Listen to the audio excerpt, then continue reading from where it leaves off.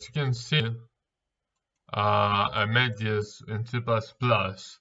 This kind of 3D rendering program, which is drawing a dagger that was loaded in a .obj file, and I will provide the source of the code and this 3D dagger, so you can copy and paste it.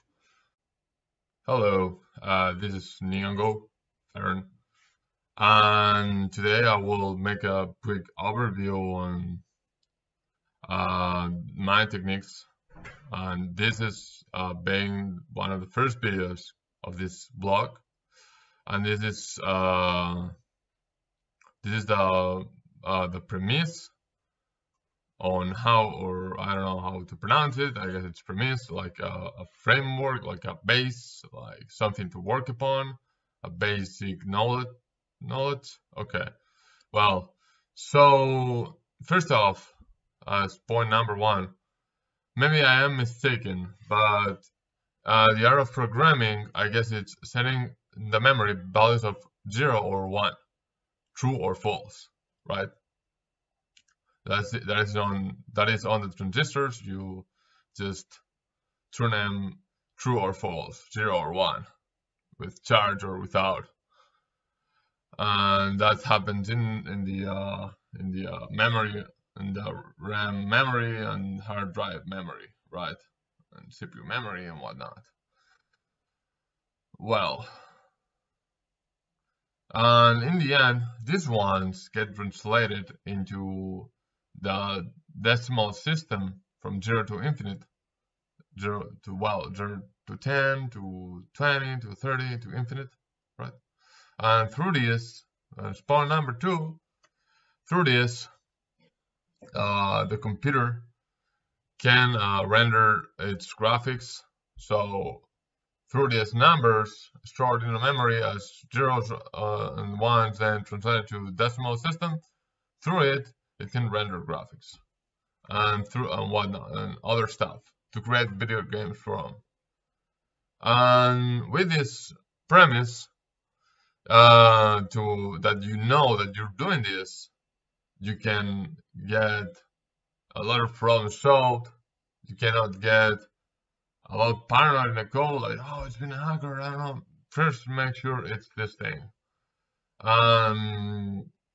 And you know, you can solve problems in your code easily with imagination. And performance, it's a variable too. You can get your performance to the maximum, like your program very optimized. So as point number four, for three, that I did not mention, but never mind. Okay, so in this number four, point number four, in this kind of block thingy, I will show you graphics engine, well, graphics render, 3D graphics render that I made in C++ with 500 lines, and was just one class, well, just one file, not even a class. So say that you can get that working with a few lines, but obviously other engines take up to, I don't know, 100 lines. I mean 100,000 lines goes. Why? Because they have a lot of feeders and components and whatnot. Well, that is it. Thank you for watching. Yeah. Check my engine. Now I'm going to describe it, and see you in the other video part. As you can see, I made this in C++.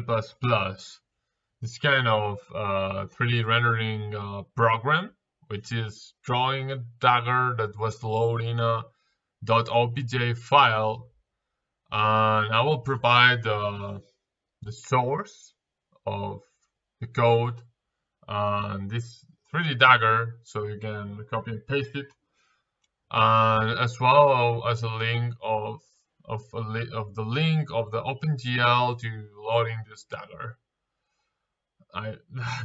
To loading this dagger, I mean, to run this program.